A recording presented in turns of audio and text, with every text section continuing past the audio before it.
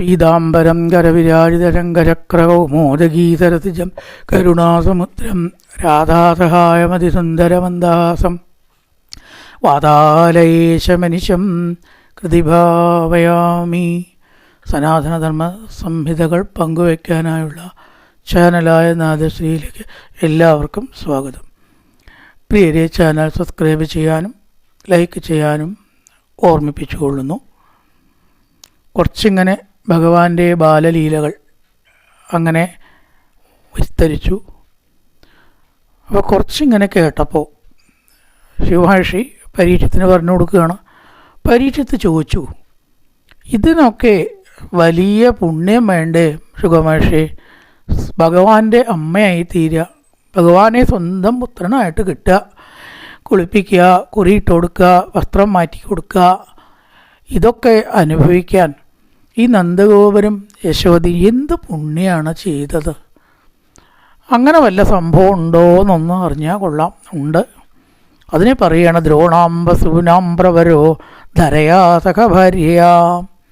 കഴിഞ്ഞ ജന്മത്തിൽ ഈ നന്ദഗോപര് വസുക്കളെത്ത ഒരാളായ ദ്രോണനായിരുന്നു എന്നാണ്. ദ്രോണൻ, ആ ദ്രോണൻ്റെ പത്നിയാണ് ധര. അങ്ങനെ അവർ കഴിയുമ്പോൾ തപസ്സൊക്കെ അനുഷ്ഠിച്ചു. അന്നേ ഇവർ തപസ് ചെയ്തില്ലെങ്കിണ്ടോ ഈശ്വരനെ പുത്രനായിട്ട് കിട്ടണു? അങ്ങനെ ഒരു പദവിയാണോ അത്? അവർ തപസ് അനുഷ്ഠിച്ചു. അപ്പോൾ അവർ ബ്രഹ്മാവ് പ്രത്യക്ഷമായപ്പോൾ എന്താണ് വരം വേണ്ടതെന്ന് ചോദിച്ചു. അപ്പോൾ അവർ പറഞ്ഞു, പുത്രഭാവത്തിൽ ഈ ഭഗവാന്റെ കൂടെ ഒന്നിങ്ങനെ കഴിയണം കുറച്ച് കാലം എന്നൊരാഗ്രഹം. അപ്പം പുത്രഭാവത്തിലേന്നേ പറഞ്ഞുള്ളേ, പ്രസവിക്കണം എന്ന് ചോദിച്ചില്ല, ഭാവത്തിലല്ലേ കണ്ടു. നവത്തെ ചോദിച്ചാൽ അതേ കിട്ടുള്ളൂ. ഭഗവാന്റെ ചിലപ്പോൾ അങ്ങനെയുണ്ട്. എന്നാൽ നിങ്ങൾക്ക് പുത്രഭാവത്തിൽ വളർത്താൻ പുത്രനാവും, പക്ഷേ പ്രസവിക്കേണ്ട ഭാഗ്യം ആർക്കേ കിട്ടിയുള്ളൂ? അത് ദേവിക്കേ കിട്ടിയുള്ളൂ.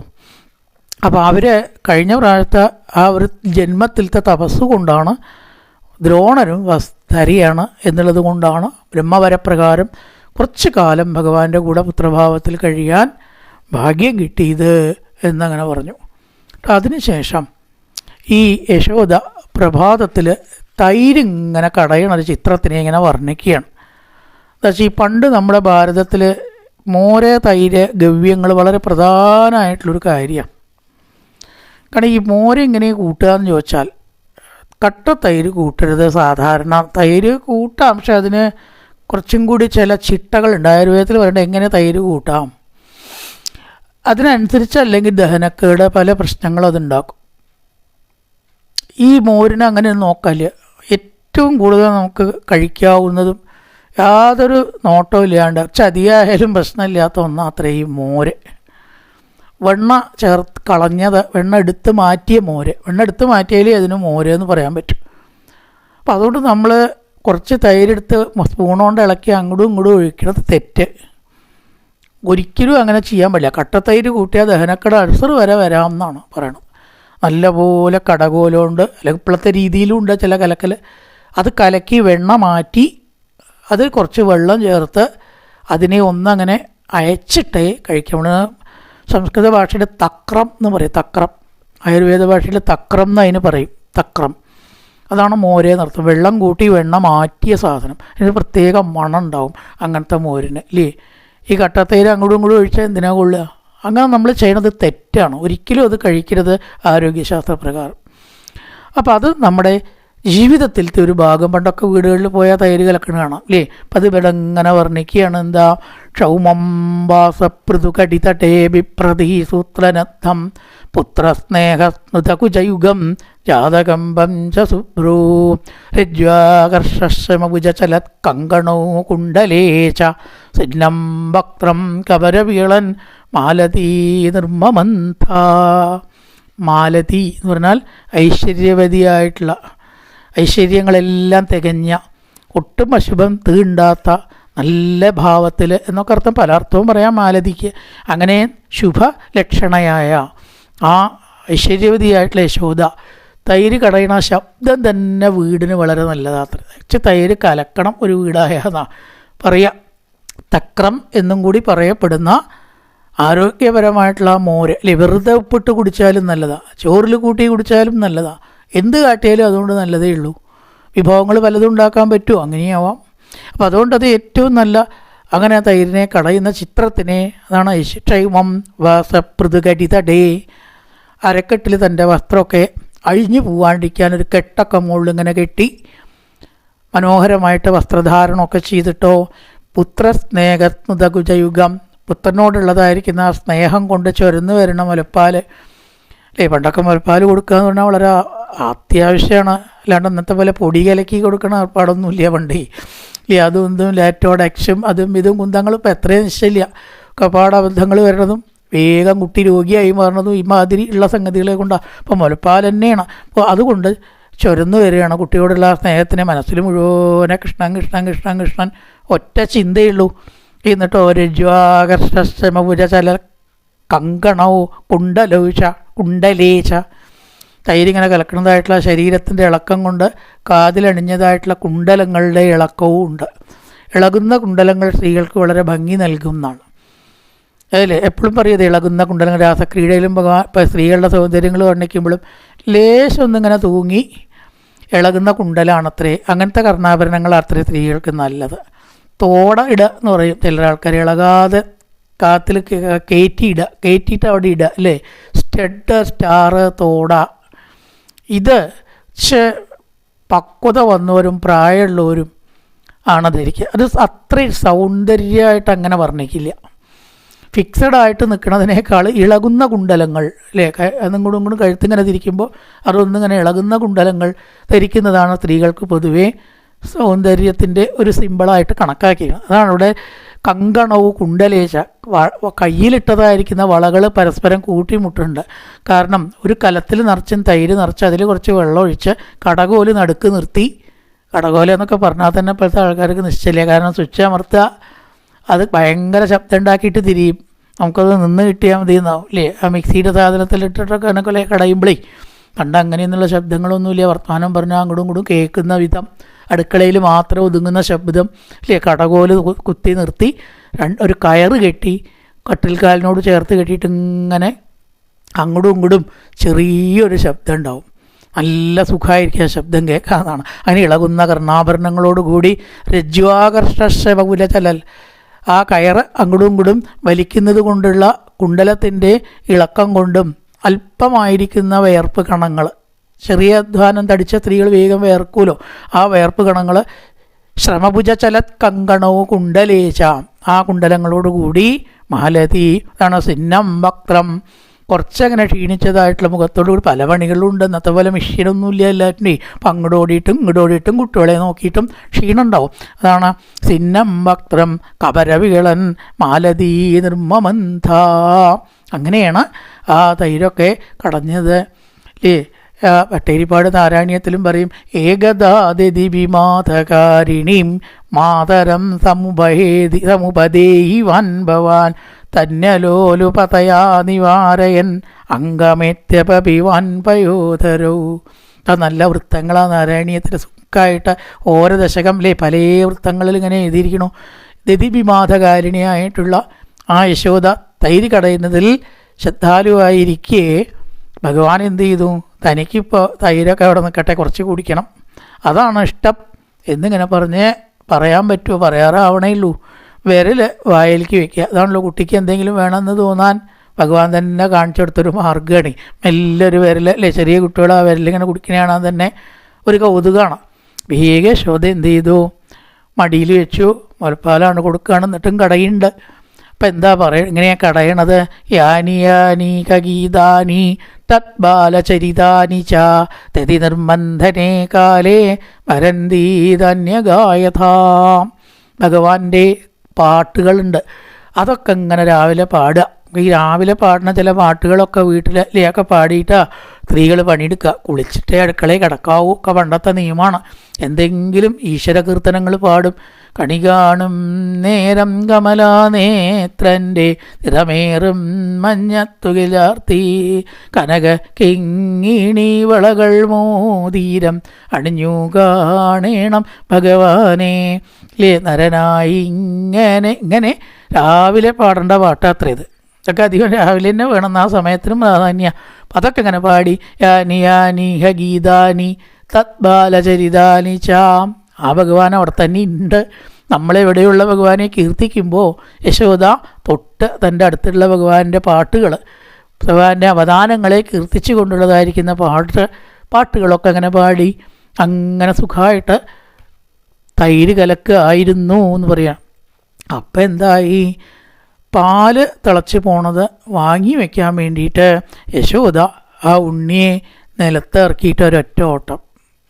കുട്ടിയൊക്കെ നിലത്ത് വയ്ക്കുക എന്ന് പറഞ്ഞാൽ മഹാമംഗളമായിട്ടുള്ളൊരു കാര്യമാണത് അല്ലേ. നമ്മൾ ഭാഗവതമാണെങ്കിൽ പോലും നിലത്ത് വെക്കേണ്ട കേട്ടോ, പട്ട് വിരിച്ച് വയ്ക്കൂ, പീഠം വയ്ക്കൂ അല്ലേ, അല്ലെങ്കിൽ വായിക്കണതായിട്ടുള്ള ആ സ്റ്റാൻഡിലോ വ്യാസപീഠത്തിലോ വെക്കാൻ പാടുള്ളൂ എന്നൊക്കെ പറയുക. അപ്പോൾ സാക്ഷാൽ ഭഗവാനെ നിലത്ത് വെച്ചാലോ അതിൻ്റെ ഒരു ഫലം അമ്മയ്ക്കൊന്ന് കാണിച്ചു കൊടുക്കണം. ദേഷ്യം ഇങ്ങോട്ട് വരും ചെയ്തു. എന്താ, വേഗം സംജാതകോപത്പുരിതാരുണാതരം സന്ദർശദ്ഭിർ തതിമന്ദഭാജനം.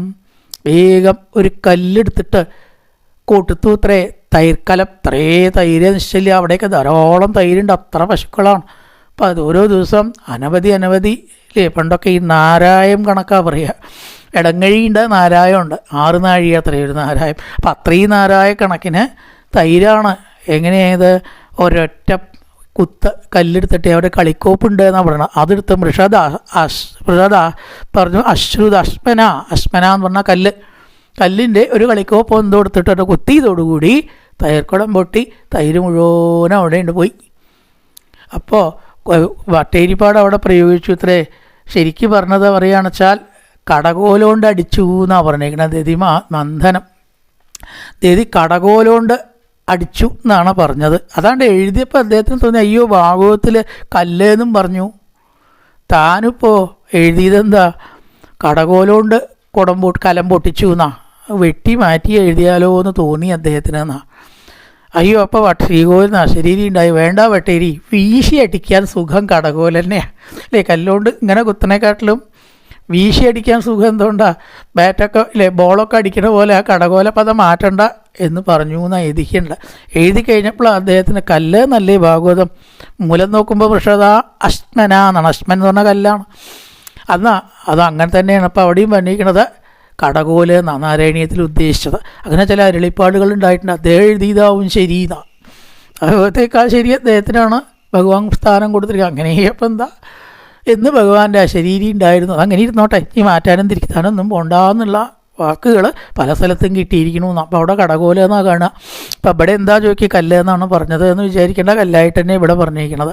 പക്ഷേ അവിടെ അദ്ദേഹം കടകോല എന്നും പറഞ്ഞു.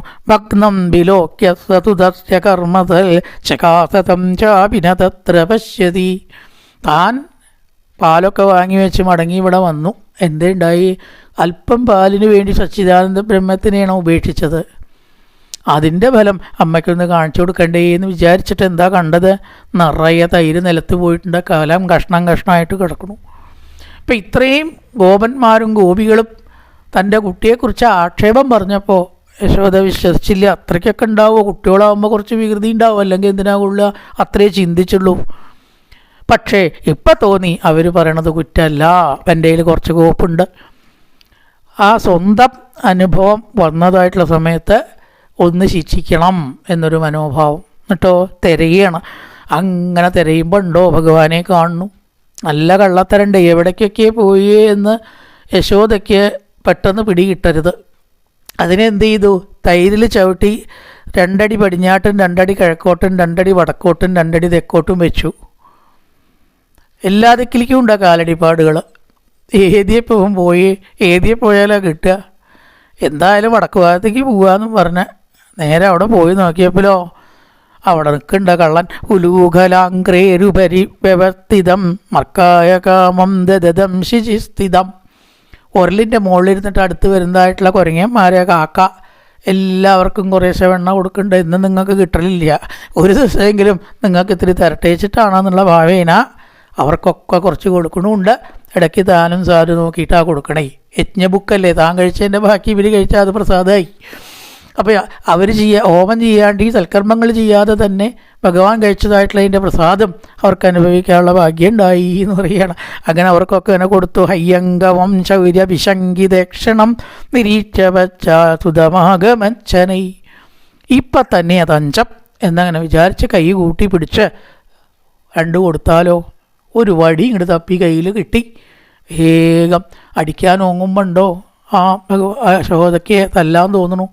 വേണ്ട അമ്മേ എന്ന് പറയുക നമ്മുടെ കുന്തിദേവി സ്തുതിക്ക് തന്നെ ചെയ്യും. എന്ത് അന്യഞ്ചമാനാ ജനനീ മൃഗച്ചലച്ചോണീപര ക്രാന്തമതിസുമധ്യമാ ഗോപ്യാഗതേകൃതാക സീതാമതാവൽ യാതേദശാസ്തൃകലിലഞ്ജന സംഭ്രമാക്ഷം വക്ത്രം നിനീയ ഭയഭാവനയാർത്തിതസ്യ സാമാം വിമോഹയതി വീരഭിയത്തിപേതി.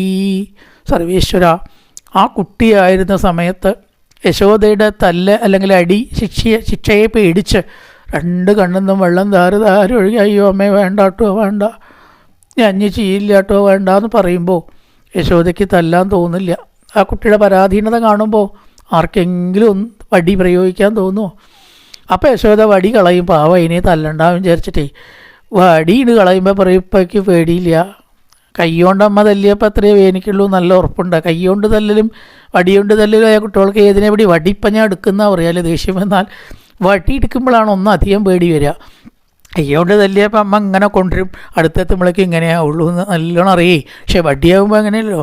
അപ്പോൾ അതുകൊണ്ട് വടി ഇങ്ങോട്ട് കയ്യിലെടുത്തപ്പോൾ വല്ലാത്ത പരാധീനത, പേടി.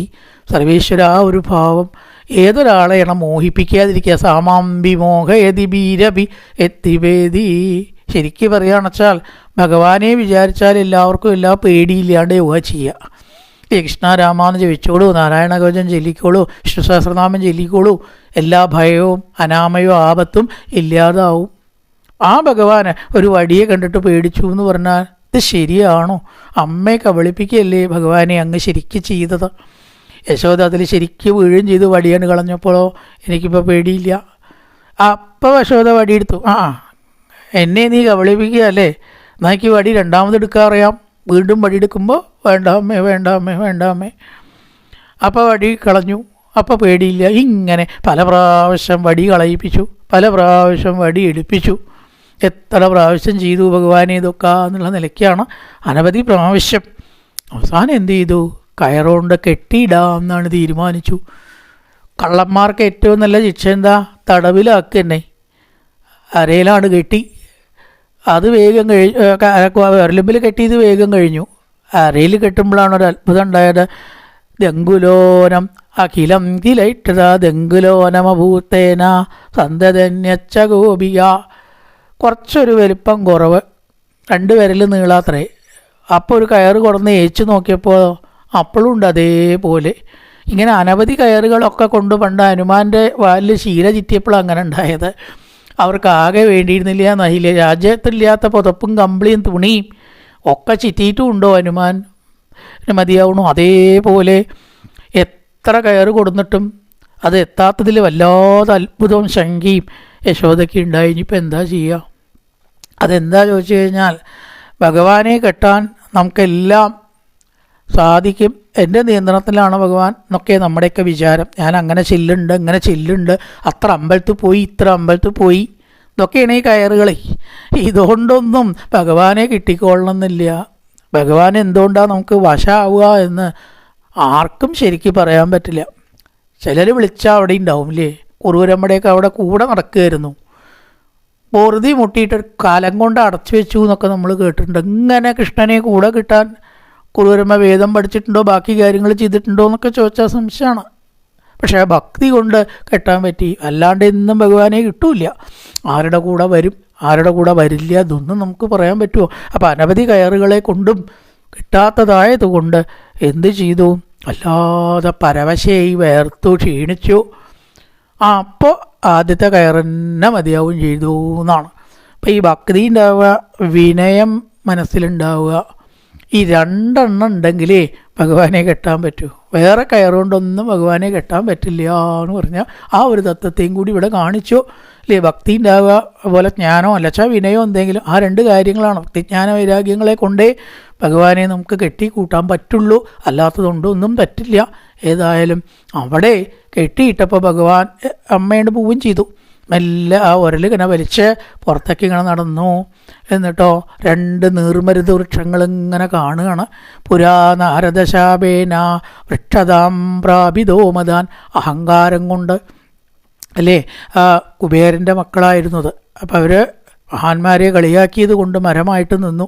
അപ്പോൾ ഭഗവാൻ ദ്വാപരയുഗത്തിൽ കൃഷ്ണനായിട്ട് വരുമ്പോൾ അവർക്ക് ശാപമോക്ഷം കിട്ടുമെന്ന് പറഞ്ഞിട്ടുമുണ്ട്. അപ്പോൾ അതിനെ സത്യമാക്കി തീർക്കാൻ വേണ്ടിയിട്ട് ഉരൽ വലിച്ച് അതിൻ്റെ ഇടയിൽ കൂടെ അങ്ങോട്ട് നടക്കുകയാണ്. അപ്പോൾ ആ വൃക്ഷങ്ങൾ വലുതായിട്ടുള്ള ശബ്ദം ഉണ്ടാക്കിയിട്ട് അവിടെ വീണു. അപ്പോൾ അവർ ഭഗവാനെ പ്രദക്ഷിണം വെച്ചിട്ട് തുതിച്ചിട്ട് അവരുടെ പൂർവ്വജന്മകഥ സ്വയം പറഞ്ഞ് കേൾപ്പിച്ചു. അതുകൊണ്ട് വസ്ത്രമില്ലാതെ വെള്ളത്തിൽ ഇറങ്ങി കളിക്കുമ്പോൾ ഈശ്വരൻ അതിങ്ങനെ വന്നു, പരമേശ്വരൻ. അപ്പം അതിൽ ബഹുമാനിക്കാത്തത് കൊണ്ട് ഞങ്ങളെ വൃക്ഷങ്ങളാവാൻ ശപിച്ചതാണെന്നും പറഞ്ഞ് ഭഗവാനെ അവർ ഭക്തിയോട് കൂടിയിട്ട് സ്തുതിക്കുകയാണ്.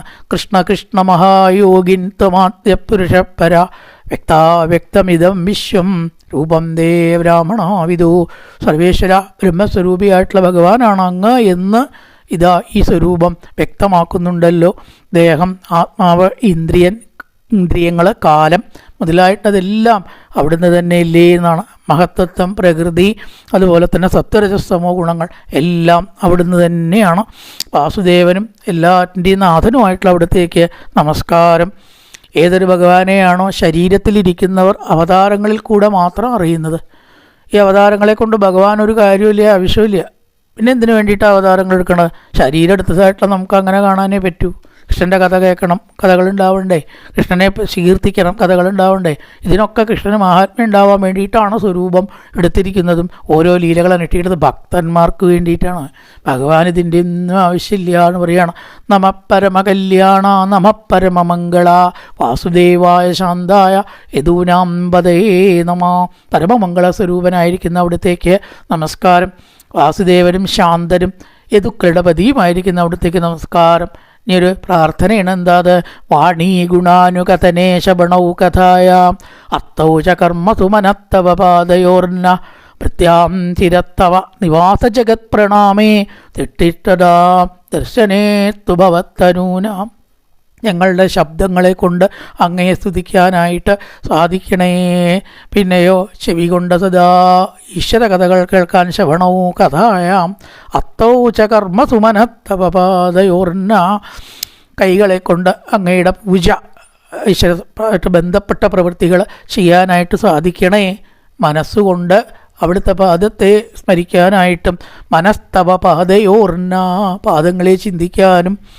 വൃത്യാം ചിരത്തവ ദിവാസ ജഗത് പ്രണാമേ, ശിരസ് അങ്ങയെ നമസ്കരിക്കാനായിക്കൊണ്ട്, ഓർമ്മ കൊണ്ട് അങ്ങയെ സ്മരിക്കാനായിക്കൊണ്ടും ശിരസ് കൊണ്ട് അങ്ങയെ നമസ്കരിക്കാനും. പ്രണാമേ, പ്രണാമം നമസ്കരിക്കുക. എല്ലാ ദിക്കിലും നിലകൊള്ളുന്നതായിട്ടുള്ള അങ്ങയെ സ്മരിക്കാനായിട്ട്. ഇനി കണ്ണോ ദൃഷ്ടിസ്തതാം ദർശനേതു ഭവത്തനൂനാം. കൃഷ്ണവിഗ്രഹങ്ങളും അങ്ങേ ദീപാരാധന, വിളക്കോ ഇങ്ങനെയുള്ള അങ്ങനെ ബന്ധിച്ച കാര്യങ്ങൾ, അങ്ങയെ സംബന്ധിക്കുന്ന കാര്യങ്ങൾ കാണാൻ, സജ്ജനങ്ങളെ കാണാനും. ഇപ്പം ഭഗവാന് 2 ശരീരമുണ്ട് എന്ന് പറയും. ഒന്ന് ഭഗവാന്റെ തന്നെ രൂപം, പിന്നൊന്ന് സജ്ജനങ്ങളും ഭഗവാന്റെ രൂപമാണ്. അപ്പം അവരെ കാണാനും ഭഗവത് കഥ കേൾക്കാനും ആയിട്ട് ഈ കണ്ണെപ്പോഴും ഇങ്ങനത്തെ കാര്യങ്ങൾ കാണാനായിട്ട് സർവേശ്വര ഞങ്ങൾക്ക് പ്രയോജനപ്പെടണം. മഹാന്മാരെ അപമാനിക്കാനോ ഇതിനു മുമ്പുണ്ടായ വിധം ഉള്ള സംഗതികളൊന്നും ഞങ്ങളുടെ ശരീരം കൊണ്ട് ഞങ്ങൾക്ക് തോന്നരുതേ എന്ന് ഭക്തിയെ മാത്രമാണ് പ്രാർത്ഥിച്ചു. അവരെ ഭഗവാൻ അനുഗ്രഹിച്ചയച്ചു എന്നും പറഞ്ഞിട്ടാണ് രമണാർജുന വ്യഞ്ജനം എന്ന കഥാഭാഗം. ഇങ്ങനെയായപ്പോൾ അവർക്ക് തോന്നി എന്തൊക്കെയോ പ്രശ്നങ്ങൾ ഗോകുലത്തിലുണ്ട്. പൂതന വന്നു, ശകടാസുരം വന്നു, അപ്പം അത് മരം വീണിരിക്കണു, വലിയ ശബ്ദം ഉണ്ടാക്കിയിട്ടാണ് വീണു. അപ്പോൾ അവിടെ എന്തോ ഒരു കുഴപ്പം, നമുക്ക് ഇവിടുന്ന് ഒന്ന് താമസം മാറ്റിയാലോ എന്നും പറഞ്ഞ് വൃന്ദാവനത്തിലേക്കുള്ള പോക്കാണ്. തുടർന്നുള്ള ഭാഗത്തിൽ കായേന വാചാ മനസേന്ദ്രിയർവാ ബുദ്ധ്യാത്മനാ വാ പ്രകൃതി സ്വഭാവാൻ കരോതി യദ്യർസകലം പരസ്മൈ നാരായണായേതി സമർപ്പയാമി. ഓം പൂർണ്ണമദ പൂർണ്ണമിദം പൂർണ്ണാത് പൂർണ്ണമുദച്യതേ പൂർണ്ണസ്യ പൂർണ്ണമാദായ പൂർണ്ണമേവാവശിഷ്യതേ. ഓം ശാന്തി ശാന്തി ശാന്തി. ഹരി ഓം. ശ്രീ ഗുരുഭ്യോ നമഃ. ഹരി ഓം.